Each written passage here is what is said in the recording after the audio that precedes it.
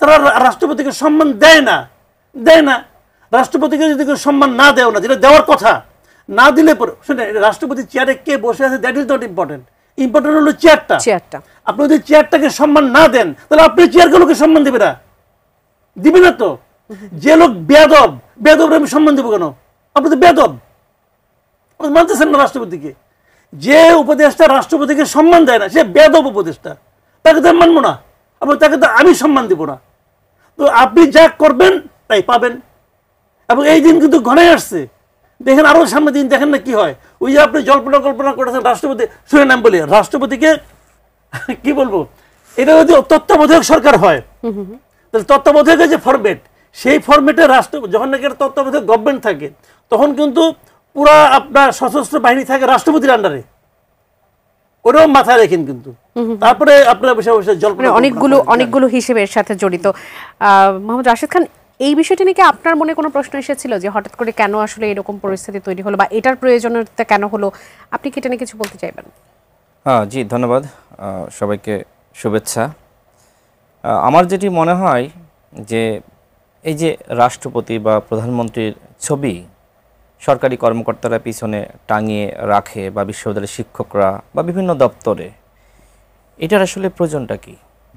আমরা লক্ষ্য করছি যে এই রাষ্ট্রপতি বা প্রধানমন্ত্রীর ছবি পিছনে টাঙিয়ে রাখার পরেও ঘুষ খাওয়া বন্ধ হয়নি। হয়তো তাদের ছবি পিছনে টাঙিয়ে রাখা মানে আনুগত্য প্রকাশ করা, কিন্তু আসলে কি আনুগত্য প্রকাশ হয়? যদি কারোর প্রতি কারোর আনুগত্য থাকে, সম্মান থাকে, শ্রদ্ধা থাকে, তাহলে এত দুর্নীতি, এত ঘুষ, বাণিজ্য এগুলো আসলে চলে না। আমার কাছে মনে হয় যে যেটি করা দরকার, পৃথিবীর বিভিন্ন দেশে সন্তানের ছবি, মায়ের ছবি পিছনে টাঙিয়ে রাখার নির্দেশনা আছে। বাংলাদেশে যদি এটি করা যায়, অন্তত যারা সরকারি কর্মকর্তা তারা ভাববেন যে এই যে ঘুষ বা দুর্নীতির টাকা, এই হারাম টাকা আমার সন্তানের পিছনে, আমার মায়ের পিছনে ব্যয় হবে। তো এই চিন্তার জায়গা থেকেও কিন্তু অনেকে এই ঘুষ খাওয়া বা দুর্নীতি করা এটা কিন্তু আসলে কমাতে পারে। তো সেই জায়গায় আসলে এই রাষ্ট্রপতির ছবি বা প্রধানমন্ত্রীর ছবি এটি আসলে টাঙানোর বাধ্যবাধকতা, এটি আমার কাছে ভালো লাগে না। আমার কাছে মনে হয় এখনকার যারা রাজনীতি করে, সচেতন যারা তরুণ সমাজ, তারা কিন্তু সেই আগের সিস্টেমের রাজনীতি পছন্দ করছে না। সুতরাং আগামীতে যারা ক্ষমতায় আসবে বা আগামীতে যারা রাষ্ট্র চালাবে, তাদের প্রতি আমার আহ্বান থাকবে এই বিষয়টি আপনারা ভেবে দেখবেন যে কেন আসলে রাষ্ট্রপতির ছবি। দেখেন যারা প্রশাসনের চাকরি করে তারা হয়তো বাধ্য সরকারকে মানতে, তারা হয়তো বাধ্য থাকে রাষ্ট্রপতিকে মানতে, কিন্তু অনেক সময় হয়তো তাকে ভালো নাও লাগতে পারে, এরকম হয় না, বাধ্য হয়ে টাঙিয়ে রাখছে। তো সেই জায়গায় এই বিষয়টা নিয়ে আসলে এই ধরনের আপনার জোরপূর্বক টাঙাতেই হবে, এই বাধ্যবাধকতা না থাকা দরকার। এবং দ্বিতীয়ত আমি আসলে মনে করি যে রাষ্ট্রপতির ছবি নামিয়ে ফেলা হয়েছে। দেখেন প্রধান উপদেষ্টা তার ছবি কিন্তু নাই, প্রধান উপদেষ্টা নির্দেশনাও দেননি। এবং ভাই যেটি বললেন যে মালয়েশিয়া থেকে ঘুরে আসার পরে হয়তো তার খারাপ লেগেছে, এটার সাথে আমি দ্বিমত। প্রধান উপদেষ্টা আসলে এই মানসিকতার বলে আমার কাছে মনে হয় না। হ্যাঁ, তার অনেক সমালোচনা আমরা করি, কিন্তু তার ছবি লাগাইতে হবে এই নির্দেশনা তিনি চাইলে তার দপ্তরের মাধ্যমে অনেক আগে দিতে পারতেন, কিন্তু দেননি, স্পষ্টভাবে দেননি। তো সেই জায়গা থেকে আমার মনে হয় যেহেতু প্রধান উপদেষ্টার ছবি নাই, রাষ্ট্রপতির ছবি রয়েছে, এটা নিয়ে অনেক উপদেষ্টারা ক্ষুব্ধ। এবং আপনি নিশ্চয়ই দেখেছেন যে যখন বঙ্গভবনে শেখ মুজিবের ছবি ছিল, সেটা নিয়ে কিন্তু বাংলাদেশে ব্যাপক আন্দোলন হয়েছে, ক্ষোভ প্রকাশ করেছে। এরপরে একজন উপদেষ্টা মাহফুজ আলম সেই ছবি নামিয়ে ফেলেছে। এর কারণটা কি? এর কারণটা হলো বাংলাদেশের মানুষ, বিশেষ করে যারা গণ অভ্যুত্থান ঘটিয়েছে, তারা কিন্তু শেখ মুজিবকে মনে করে ফাদার অব দ্য ফ্যাসিজম এবং শেখ হাসিনাকে মনে করে ডটার অব দ্য ফ্যাসিজম। আপনি নিশ্চয়ই অনেকের বক্তব্য শুনেছেন, বিশেষ করে ওই সময় যারা জাসদের রাজনীতি করেছে, আমি নিজে শুনেছি তাদের কাছ থেকে যে শেখ মুজিবের যে শাসন আমল সেটা হাসিনার থেকে নিকৃষ্ট। আমরা তো এখন হাসিনার আমলে আয়নাঘর, গুম, খুন, নিপীড়ন, নির্যাতন দেখেছি, তাই না? তো সেই জায়গায় শেখ মুজিবের শাসন আমল এতটাই জঘন্য যে আমরা শুনেছি যে ওই সময় রক্ষী বাহিনী যারা জাসদের রাজনীতি করতো তাদের চামড়ার খাল, মানে শরীরের খাল যেটা চামড়া বলে, এই চামড়া পর্যন্ত তুলে প্রায় 10,000 মানুষকে হত্যা করেছে।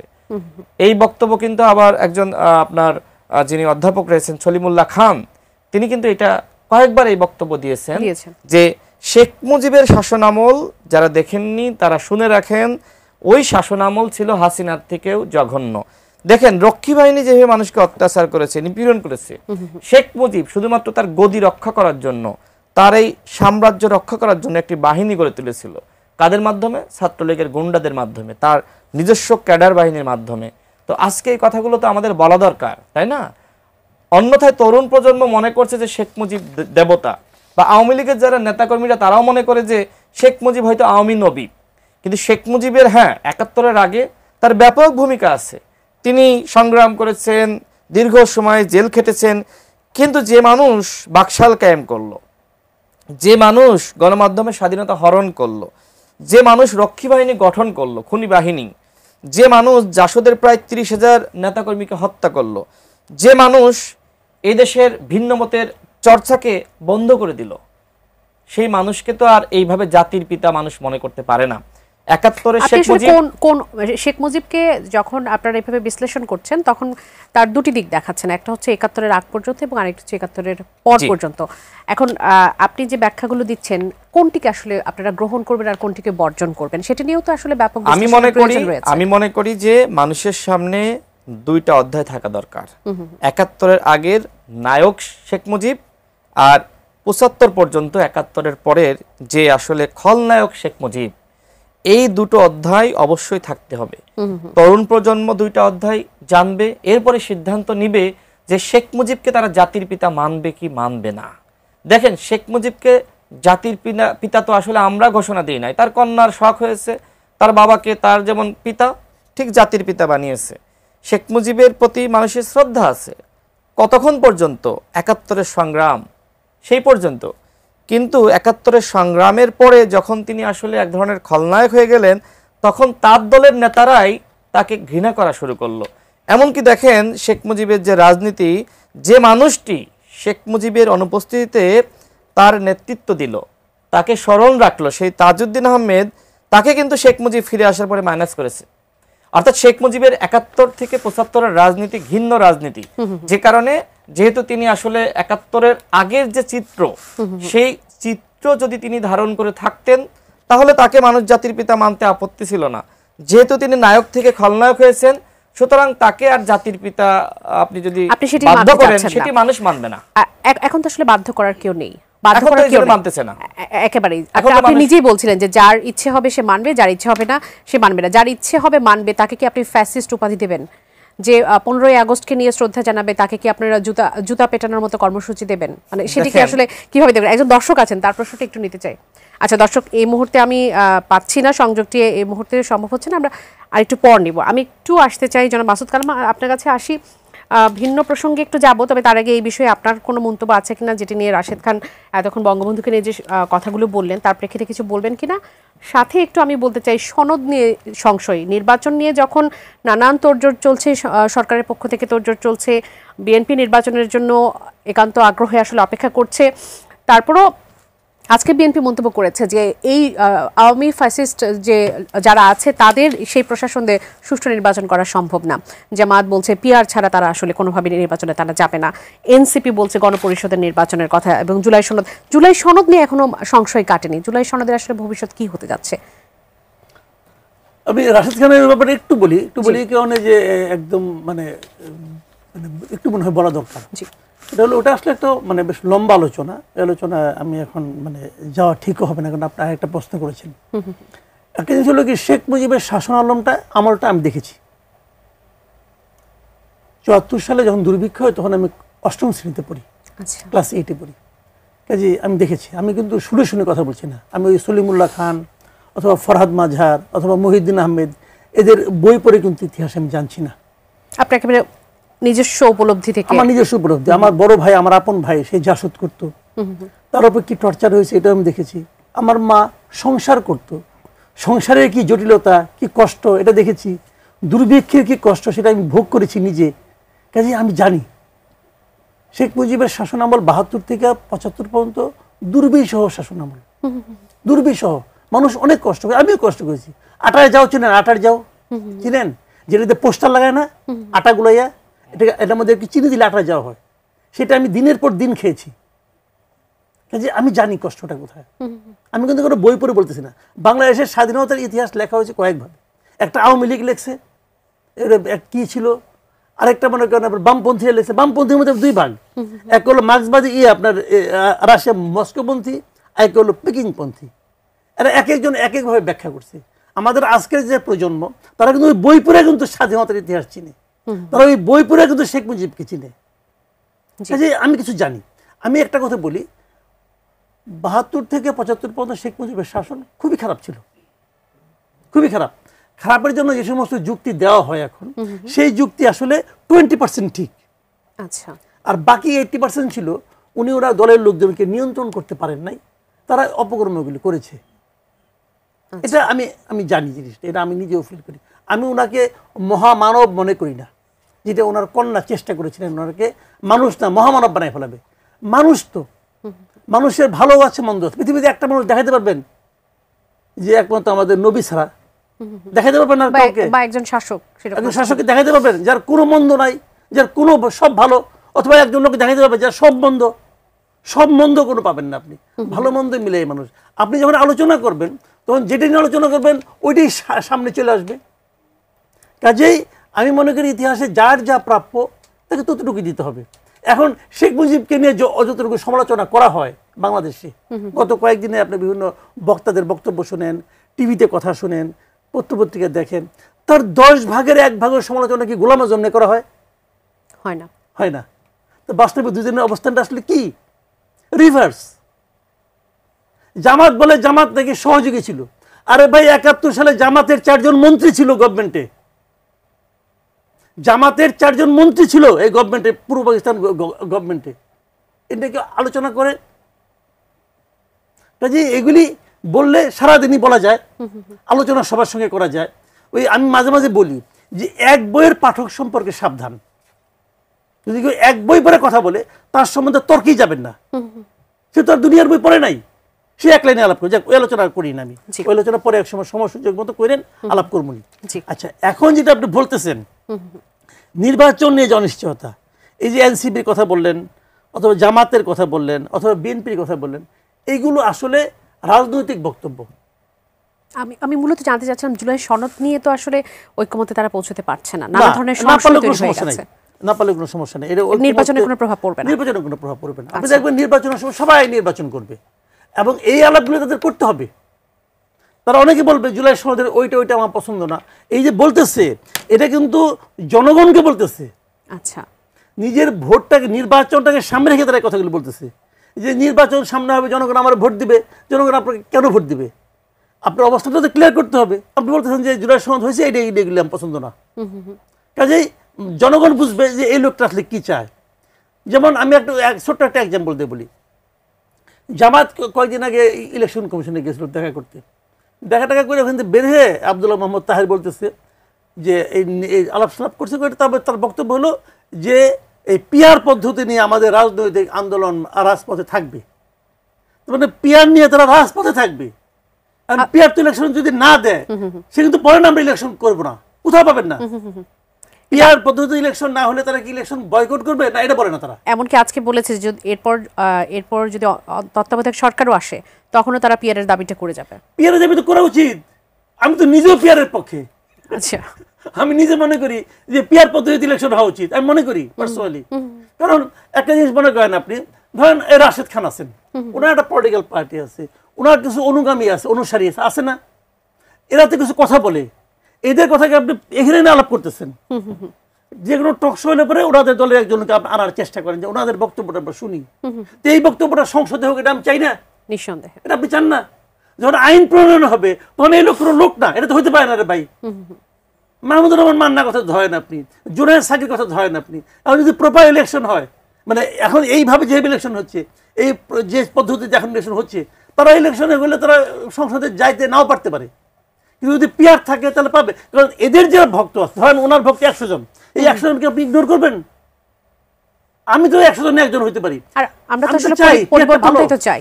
পিয়ার ভাই ভালো, পিয়ার ভালো পদ্ধতি। তবে এখন যেটা হয়েছে, এখন আমাদের হাতে সময় কম, এটা নিয়ে করতে গেলে ওরা মানবে না, পারবে না তো। কিন্তু পিয়ারের পক্ষে, পিয়ার সম্বন্ধে মানুষ জানেও না, এটাও ঠিক। কারণ ওনারা যদি এগুলো বলতে থাকে, বললেই মানুষ জানবে যে ভাই সবাই তাহলে পিয়ার পিয়ার করে, পিয়ার জিনিসটা আসলে কি এই আলোচনা করতে করতে হয়তো দেখবেন যে আগামী ইলেকশনে পিয়ারটাই মূল ইস্যু হয়ে যাবে। আমি নিজে পিয়ারের পক্ষে। যারা বড় দল, যারা মনে করেন নিশ্চিত থাকে যে আমি সব সব চাই, তো তারা পিয়ার চায় না। দুজন দর্শক আছেন এই মুহূর্তে আমার সঙ্গে, তাদের সাথে একটু কথা বলতে চাই। দর্শক স্বাগত জানাই, কে বলছেন, কোথা থেকে বলছেন, আপনার প্রশ্ন করবেন। আমি রংপুর থেকে সাদ্দাম হোসেন বলছি। বলবেন। আমার প্রশ্নটা হচ্ছে কি, এই বর্তমান যে অন্তর্বর্তী সরকার, ইনি বলেছেন এবারকার নির্বাচন শ্রেষ্ঠ নির্বাচন হবে। আওয়ামী লীগ অংশগ্রহণ না নিলে আদৌ কি শ্রেষ্ঠ নির্বাচন হবে? আচ্ছা, আর কোনো প্রশ্ন আছে আপনার? না। অসংখ্য ধন্যবাদ, থাকুন আমাদের সঙ্গে। আরো একজন দর্শক আছেন। দর্শক স্বাগত জানাই, কে বলছেন, কোথা থেকে বলছেন, আপনার প্রশ্নটি করবেন। শুনতে পাচ্ছি আপনাকে, বলবেন। আমার নাম রবিউল গনি, আমি দিনাজপুর থেকে বলছিলাম। বলবেন আপনার প্রশ্ন।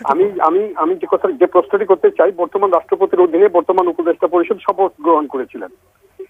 তাহলে এই সরকার যখন রাষ্ট্রপতির ছবি সরিয়ে ফেলার নির্দেশ দিলেন বা সরিয়ে ফেললেন, তখন বর্তমান উপদেষ্টা পরিষদ বা সরকার তাদের ক্ষমতায় থাকার নৈতিকতা হারিয়েছেন কিনা, তারা ক্ষমতায় থাকতে পারেন কিনা? তারা তো রাষ্ট্রপতিকে অপদস্থ করেছেন, সংবিধানকে অপদস্থ করলেন। একজন দর্শক আছেন এই মুহূর্তে আমাদের সঙ্গে, তার প্রশ্নটি নিতে চাই। স্বাগত জানাই, কে বলছেন, কোথা থেকে বলছেন, আপনার প্রশ্নটি করবেন। হ্যালো, যে শুনতে পাচ্ছি। আচ্ছা, আমি আরিফ বলছি মিরপুর থেকে। হ্যাঁ, বলবেন। যে আমার প্রশ্ন হচ্ছে যারা মাসুদ কামালের কাছে, দেখেন যে এখন আইন করে আওয়ামী লীগ নির্বাচনকে করা হয়েছে, বন্ধ করা হয়েছে, কিন্তু আমি একটু বলি যে আওয়ামী লীগ যতগুলো অপরাধ করছে মোটামুটি সবগুলো অপরাধই কিন্তু বিএনপি করছে। আমি ছোট করে বলি, বিস্তারিত বললে প্রশ্ন বড় হয়ে যাবে। দেখেন, আওয়ামী লীগ যে 16 বছরের দুর্নীতি করছে, তার আগের ঠিক 5 বছরে বিএনপি পরপর 5 বার বিশ্ব চ্যাম্পিয়ন হয়েছে, 2001 থেকে 2006, এবং এই অ্যাসেসমেন্টটা করছিল কিন্তু টিআইবি।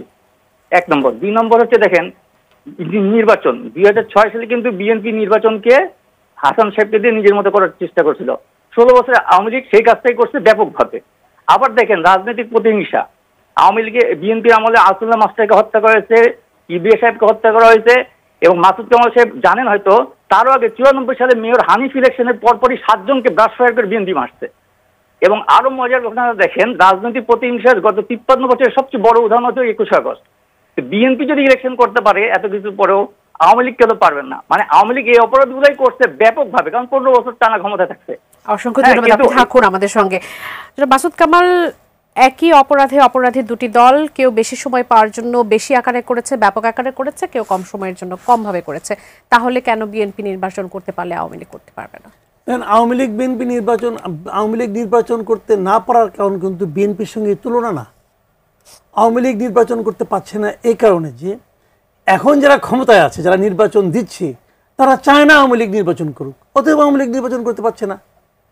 বাদ বাকি যে সমস্ত আইন কানুন লজিক দেখাচ্ছেন না, এগুলো অর্থহীন, এগুলি কেউ গুরুত্ব দিচ্ছে না। তো এখন যারা নির্বাচনটা কন্ডাক্ট করতেছেন, ওনারা চান না যে আওয়ামী লীগ নির্বাচন করুক, অতএব আওয়ামী লীগ নির্বাচন করতে পারছে। এটি হচ্ছে মূল বিষয়, এটাই মূল বিষয়। বাকি যে সমস্ত লজিক, এন্টি লজিক যা যা বললেন, ভাই এটা নিয়ে আপনি আলোচনা করেন, আমিও করতে পারি, কিন্তু কোনো কাজ হবে না। কাজ হলো এটা। আমি প্রথম দর্শক যিনি ছিলেন সাদ্দাম হোসেন রংপুর থেকে, আমি একটু রাশেদ খান আপনার কাছে আসি। এই সরকার বলেছিল যে তারা একটি শ্রেষ্ঠ নির্বাচন দিবে, যে নির্বাচন আসলে সবাই আজীবন মনে রাখবে। আওয়ামী লীগ যদি অংশ না নেয় তাহলে সেটি কি সেই শ্রেষ্ঠ নির্বাচনকে এই সরকার উপহার দিতে পারবে? আপনি এটা নিয়ে বলতে চাইবেন কিনা?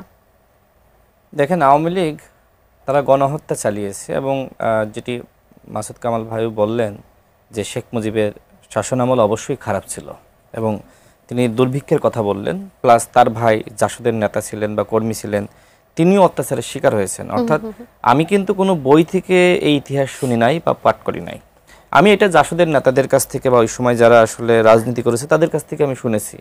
এমনকি আসাম আব্দুর রবের বাসায়, যিনি ডাকসুর ভিপি ছিলেন, জেএসডির যিনি সভাপতি, তার বাসায় কিন্তু আমি এই গল্প শুনেছি একজন মুক্তিযোদ্ধার কাছ থেকে, তিনিও জাসদের রাজনীতি করেছেন। এবং আমি জাসদের যতগুলো নেতার সাথে কথা বলেছি, কেউ আসলে শেখ মুজিবের পক্ষে বা প্রশংসা করে বক্তব্য দেয়নি, বরং জাসদের নেতারা এমনভাবে অত্যাচারিত হয়েছে যে কারণে কিন্তু এই কথাগুলো এখন বলা দরকার। আমার মনে হয় যে তরুণ প্রজন্মের সামনে এই বিষয়গুলো এখন উত্থাপিত হওয়া দরকার, কারণ আমরা দেখেছি যে 16 বছর ধরে হাসিনা কিন্তু পাঠ্যপুস্তক এমনভাবে তৈরি করেছে যে শেখ মুজিব ছাড়া বাংলাদেশে আর কোনো নেতা ছিল না, শেখ মুজিবই সব। যেহেতু মুজিবময় পাঠ্যপুস্তক, আমার মনে হয় এখন মানুষের সত্য সঠিক মুক্তিযুদ্ধের প্রকৃত ইতিহাস মানুষের জানা দরকার এবং একই সাথে 71 থেকে 75-এর ইতিহাস বা 24 সাল পর্যন্ত যত ইতিহাস আছে সবগুলো জানা দরকার। এখন দর্শকের প্রশ্নের যে উত্তর, দর্শক যেটি বললেন যে আওয়ামী লীগকে বাদ রেখে কিভাবে আসলে একটি আন্তর্জাতিক মানের বা অবাধ সুষ্ঠু নিরপেক্ষ নির্বাচন বা ইতিহাসে সেরা নির্বাচন করা সম্ভবপর। দেখেন, আওয়ামী লীগ তো গণহত্যা চালিয়েছে, এটা তো সত্য। জাতিসংঘ রিপোর্ট দিয়েছে 1400-র বেশি মানুষকে আওয়ামী লীগ গুলি করে হত্যা করেছে এবং আওয়ামী লীগ মানবতা বিরোধী অপরাধ করেছে। তো সেক্ষেত্রে এই অপরাধের বিচার হওয়ার আগে আওয়ামী লীগ কীভাবে ইলেকশন করবে? আপনি কাকে দিয়ে নির্বাচন করাবেন? এই যে জেলা পর্যায়ে যারা আসলে আপনার হত্যাযজ্ঞ চালিয়েছে তারা কারা? আওয়ামী লীগের নেতা, ছাত্রলীগ। আগামীতে যদি আপনি আওয়ামী লীগকে নির্বাচন করার সুযোগ দেন, কারা নির্বাচন করবে? ঠিক তারা। এখন এরা যদি ইলেকশন করতে পারে তাহলে কি হলো? গণহত্যার বিচারটা কিন্তু হলো না। অর্থাৎ যারা গণহত্যায় অভিযুক্ত তারা কিন্তু নির্বাচন করার সুযোগ পেয়ে যাচ্ছে। এর মাধ্যমে যেটি হতে পারে যে গণহত্যার বিচারটা বাধাগ্রস্ত হতে পারে, বা একজন গণহত্যার আসামি বা একজন গণহত্যায় অভিযুক্ত ব্যক্তি যখন এমপি হয়ে যাবেন, বা আমি ধরে নিলাম যে আওয়ামী লীগ নির্বাচন করার সুযোগ পেলে আবারও ক্ষমতায় গেল, কথার কথা আমি ধরে নিলাম, তখন কি হবে? তখন এই যে এত মানুষগুলো মারা গেল, এর বিচারটা কি হবে? সুতরাং আমার মনে হয় এখন গণতন্ত্রের কোনো ঘাটতি নাই। এখন দেখছেন যে জামাতের দাবির সাথে বিএনপির দাবির ভিন্নতা নাই।